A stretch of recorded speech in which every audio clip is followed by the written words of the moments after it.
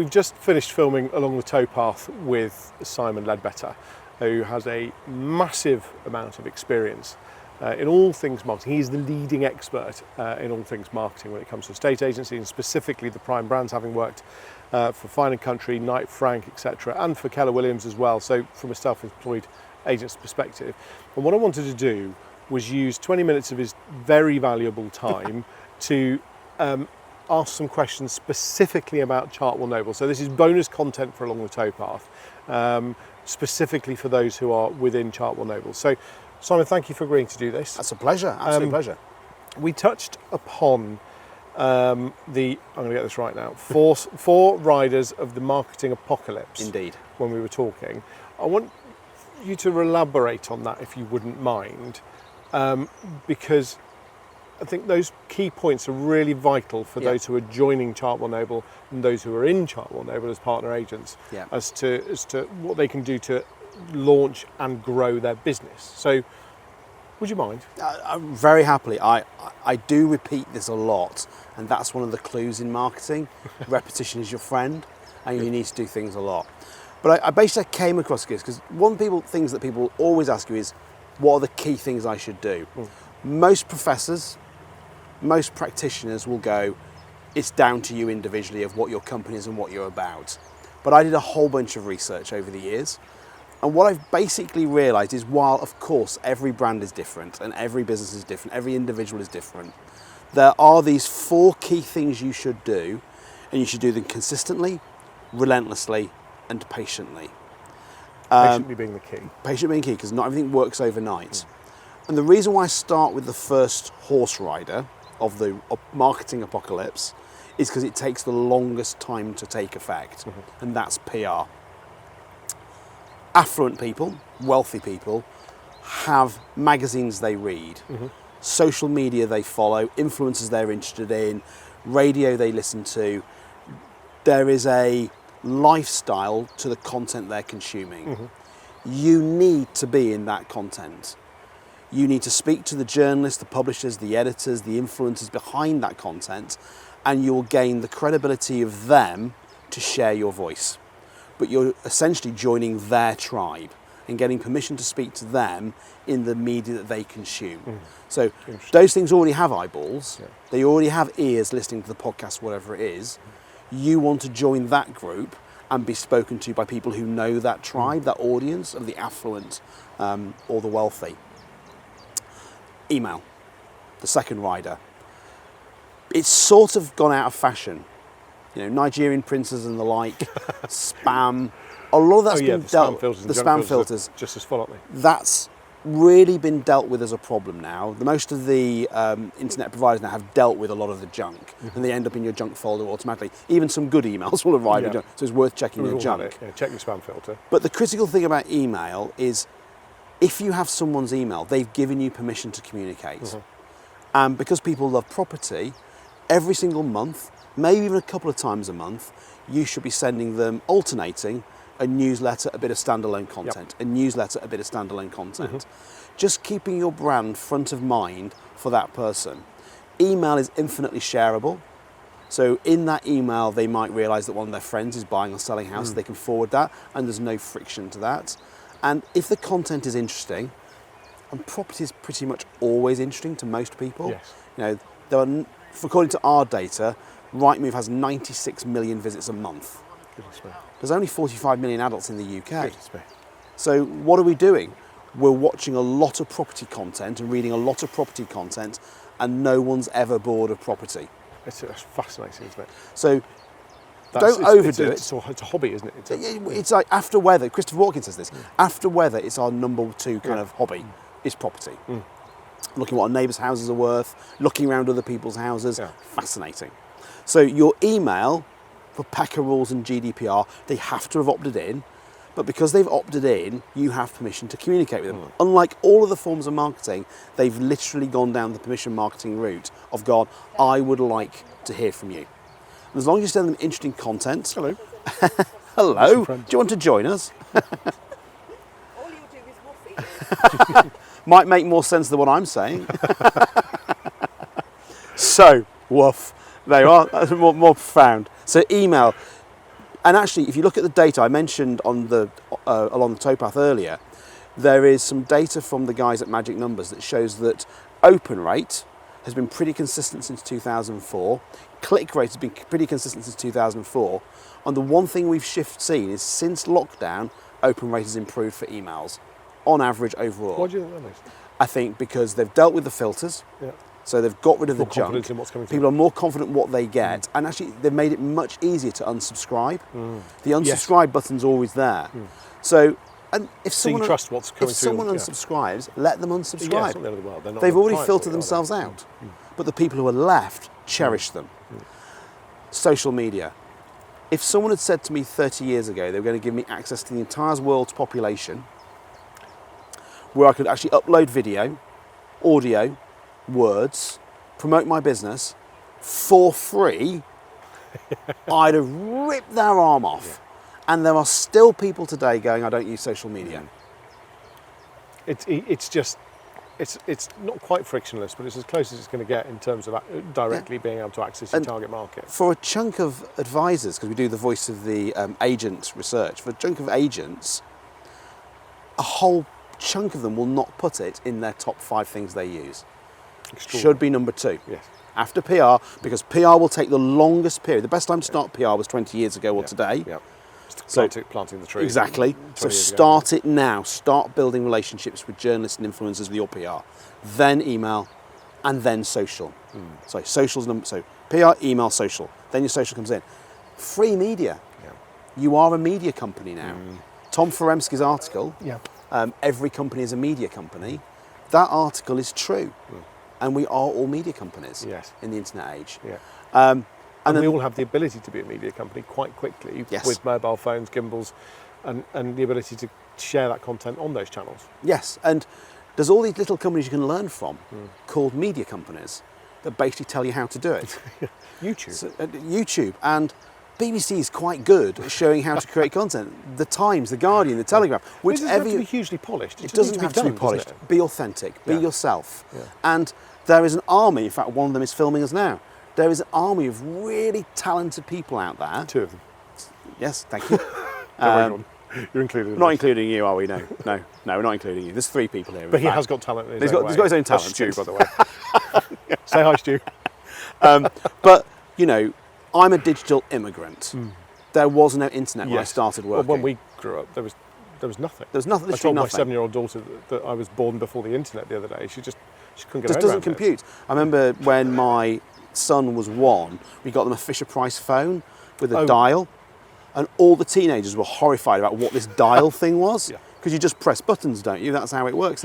Anyway, so social media is your friend, and go and find someone who really knows social media if you don't, and outsource it. There's a great rule I apply, and this applies at prime end, whatever, and actually it matters more at the prime end than it does anywhere else. Divide what you want to earn this year by 1,680. That's how much you need to earn an hour, because that's how many hours there are in a working year, to get to your figure. So be that 10, 50, 100, 200, 500 pounds an hour, whatever that number is. If what you're doing could be done better and cheaper by someone else, get them to do it. Because unless you earn that number per hour, you're not going to hit the end of the year target. You can't earn £100 over 10 hours if you earn £1 an hour. And So I it's a think- really simple discipline to go, is someone really good at PR who's better than me? Try and do it yourself because they want to build personal relationships. And certainly in Not- the beginning of their journey, then they've got to do everything, haven't they? do everything yourself. But at to get some as much point, as they can, and yeah. also you don't have any clients, so you have the time. Quite. But work out what you like. So another bit of advice I give is write down all the things you do. Highlight the things you like. All the things you don't like are the job description of the next person you hire. Brilliant. So you keep doing what you love, and that job description will find someone who loves the things you don't love, and they'll be really good at it because they love doing it. So we've done PR, we've done email, we've done social. This What's number 4? blows my mind. We are an industry that literally knows where our customers live. We literally know, Almost exactly.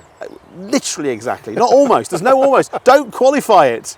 Don't qualify it. Don't give them any reason not to do this, Ross. They literally know where they live. They know exactly the kind of house it is because they can go and they can look at it and they can write a piece of direct mail that is dedicated to that house and the people who live in it. Instead, we send out a bunch of junk which no one reads that ends up in the bin. We don't put any personal effort behind it, and we, in some cases, don't even do it. Yeah. Which is horrifying. All the best prime brands I've ever worked with, you mentioned, Fine & Country, Knight Frank, but also John D. Wood, Hamptons, even the upper prime of Gascoigne Peas and people like that. Direct mail is directly correlated to your success as a business. The more direct mail you do, the more successful your business will be. We use Spectre, so obviously everybody has access to Spectre, as we all know, and everybody buys credits. We had Simon Gates help put our standard daily content letters He is a master. together. He is absolutely brilliant at it, and it probably needs a bit of a freshen up. Yeah. Which we will maybe, who knows, maybe we'll have a look at this afternoon over lunch. But the content is not to sell; it's to build trust. It's to build sort of the relationship through the paper, if you like. But what we're seeing some of our guys and girls doing is actually writing very personalised letters now with coloured envelopes. Vicky Chatwin doing an amazing job. Blue envelopes, gold pen. So really on brand. We've actually got a wax seal with the clematis stamp. I don't think we've used too much of, but my goodness me, when we start to get our machine working for head office, it costs buttons, £7, £8, £10, something like that. But perceived value is huge. You get that through your letterbox. What signal does that send? It says quality. It says someone's bothered to put the effort in. Now, there's a great tool called Scribeless.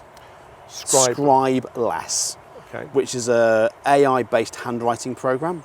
Interesting. Which can replicate your handwriting if you pay enough. But if you just want to use one of their 200, 300 standard bits of writing. And very pretty writing. Every letter's slightly different. The indentation of the ink is slightly different on every letter. So it looks genuinely handwritten. Now, the best you could do is write 50 of your own letters. But actually that's a lot of work to do. And to be honest with you, I write like a doctor. You couldn't read it if I wrote it. So what you want to do is get a nice script that looks like your handwriting. Don't pick the same font as everyone else in your business, because that will make everyone start sending the same stuff. But then there's nothing quite like a handwritten letter. Yes. Because they're so rare these days. Well, it's personal, isn't it? It's very, very personal. We used to work for a company in Worcestershire that I won't name, even though this is internal. Everybody knows who it is, but for the purposes of making sure it doesn't fall in the wrong hands. Allegedly. Yeah. And when he didn't get instructed, he used to handwrite a letter of outrage. It's like, all these years I've invested in our personal relationship, and if you go to somebody's house and that person has received that letter, it's framed in the downstairs loo, because you have arrived when that person has written to you with such outrage that he would handwrite it personally. He didn't have a lot of time, this man, but he would take the time to write to you. Yeah, no, it does. It sends the right message, doesn't it? It really sends. And what I see a lot of people trying to do when they're in the prime space is they try and do what you have to do in the mass market.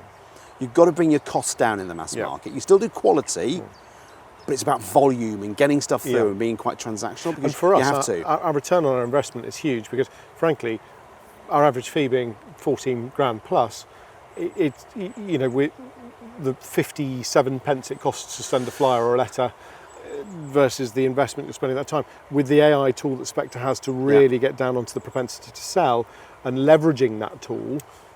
And we'll talk about this over lunch, but there's a lot to be said for what we call lumpy direct marketing. So actually quite thick, heavy stuff. A key box. Well, if it's thin, which is beautiful, it doesn't feel invested in. You've got to get the right GSM on the paper, on the card. But also you can afford to send a more expensive thing. At Knight Frank we had the View magazine, which was pounds, literally pounds. And that would be sent to all the houses we ever wanted to sell. Yes. Because we knew they would sit on a coffee table for 6 months. Yes. Famously for that one, we actually sold a house to someone who had died, because we sent the letter. So we sent the handwritten letter from Lord Andrew Hay. We had the magazine. The magazine received. Sadly, the guy who owned the house had died.